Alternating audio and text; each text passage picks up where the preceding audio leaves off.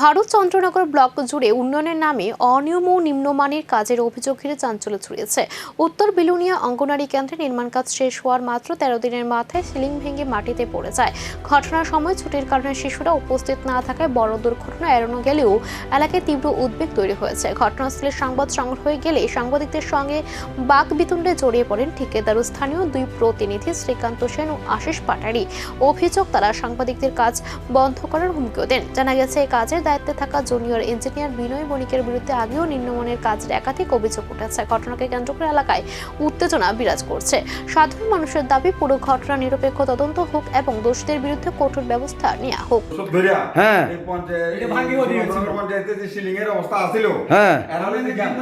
দেড় দুই বছর পর্যন্ত দাঁড়ান 1.5-2 বছর পর্যন্ত কারা আসিল এই পঞ্চায়েতে? আপনারাই ছিলেন না আদার্স কেউ আসলো?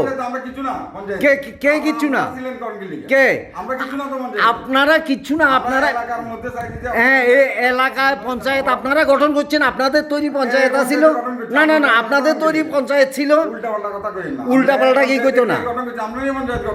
আপনারা পঞ্চায়েত গঠন করতেন না? কে আপনাদের ভোটে পঞ্চায়েত গঠন হইতো না? আপনারা ভোট না দিয়ে তাইলে পঞ্চায়েত